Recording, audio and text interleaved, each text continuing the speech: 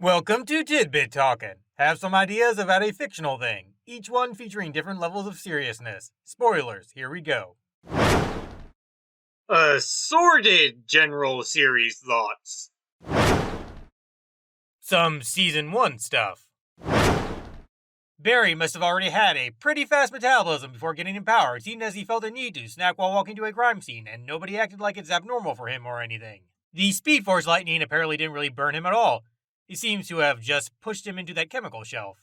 Disguised Dawn talking about everything he lost here could actually be fueled by his real emotions, not just those swiped when taking Wells' body. Specifically, this is how he feels about the moment Flash humiliated him by ruining his intended superhero debut. Eobard might have held off on actively letting Barry be a hero and only privately train him until he could travel to the future if Eddie weren't threatened by that tornado's presence.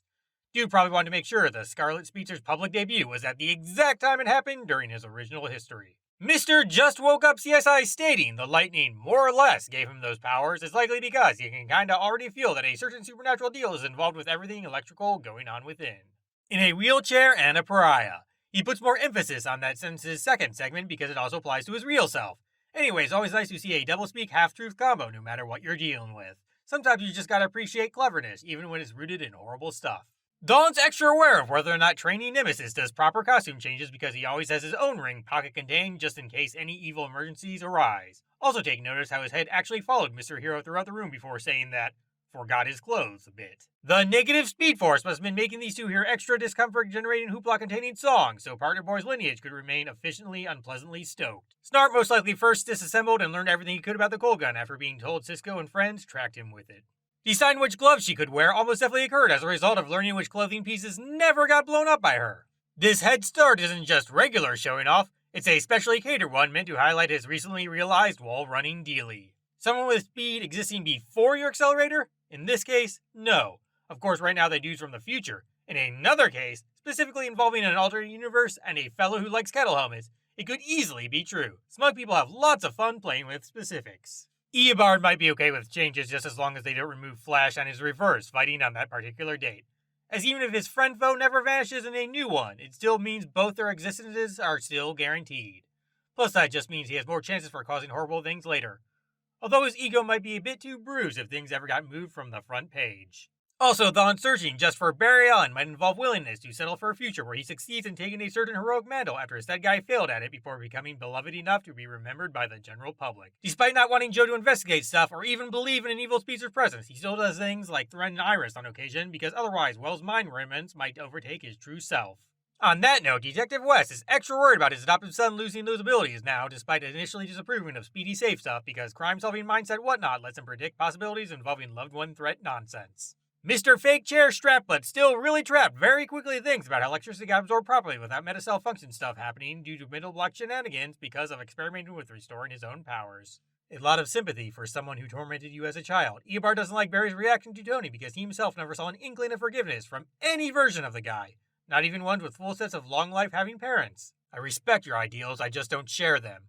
Dawn appreciates the Scarlet Speedster enough to follow in his footsteps, but always thought his own personal methods would make for better ability usage, even when he fully intended to just be a regular old hero. Sir Statistically Swiftly Sitting almost definitely knew Oliver Queen was the Green Arrow, he just wasn't sure the colorless one was the same or a mere predecessor. This would be especially caused by the various changes present in the guy's life, like being okay with death, and hanging out with some gal who should be Firestorm's stepmom. The Tachyon device isn't stolen right away because he didn't have enough juice available for phasing at that time. That hologram video is likely controlled by a remote in the chair. Dawn decided upon activation timing based on where he just glimpsed Barry in secret time vault cam footage. Lasers are a no-go at this point because Reverse Flash currently can't outrun them at half power, so of course the normal variant he just beat up wouldn't survive. Related, if Eobard had to rescue Swell Sprinter from those missiles just then, he would have lied about being the heroic speedster who saved Kid Other Guy on that fateful night. This would have been followed up with another fib regarding lightning colors just randomly changing every once in a while. When shouting, "Stay away!" while kidnapped by the Rogues, Caitlin is also likely talking to a confused Ronnie because she doesn't want him accidentally taking those dudes' lives in his current semi-crazy state. Professor Manipulating Everybody would make sure Hartley could only ever get a job as a high school physics teacher by messing with the timeline after his escape plan succeeded. Gideon isn't sure how long the Tachyon device will remain viable for him because she was created by someone who doesn't fully understand how his negative speed force functions. Eobard's comment of splitting an atom and splitting a man are two different things is quite emotionally charged because he's always worried about whether or not removing his actual self from Harrison Wells's is able to still happen without being left some sort of genetic goop pile like the latter. Speaking of Sir sometimes stealing skin, he knows whether or not Barry can currently outrun a nuke based on previously made calculations focused upon how well that singularity trap's gonna work out. Eileen and crew could detect an atomic blast despite Star Labs not being able to pick up any radiation because its modern military equipment can notice the brief period before almost Firestorm absorbed everything back into that matrix. No matter how genius scientist-filled Team Flash is, their jerry-rig crap can't really outmaneuver actually officially manufactured by true specialist technological whatever. Vaughn doesn't just eliminate Wade right away and let Stein get kidnapped because he's waiting for a restored speedy moment. Plus, Gideon might have told him this action course was better for his precious timeline. In the series finale, knowing he's supposed to lose actually finally did give Mr. Allen an advantage once he reached true fated battle moment junk, specifically of the purely psychological variety. That is, being fully accepting of everything is what let him give his arch nemesis the speech that sent him down this Season 1 contained life path. Mason's evidence that would absolutely explain fake boss talk almost definitely took the form of medical papers declaring him paralyzed, all being fraudulent. Vaughn wouldn't just completely destroy that containment system because really imprisoning Barry might be necessary later. There was no reason to unplug the monitor after destroying Dude's computer, unless he was trying to prevent a history-altering electrical fire or something. The Speed Force's physics-hacking magical science status probably lets vibro-hand defibrillators do more and work better than regular ones. Every man most likely used money from his first crime to buy his grandma a new house and has been hiding in her old one all disguised for the whole year. Season 2 stuff.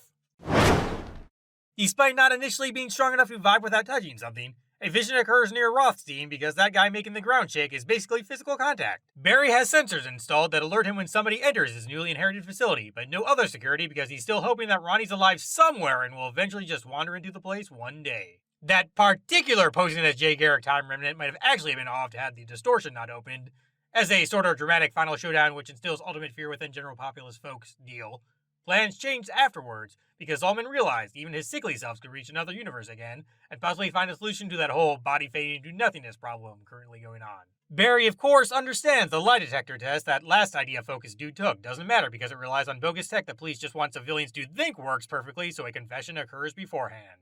Joe's desire to make a meta task force could very well be rooted in wishes revolving around finding a way that first Eddie-led squadron Reverse Flash took out could be honored.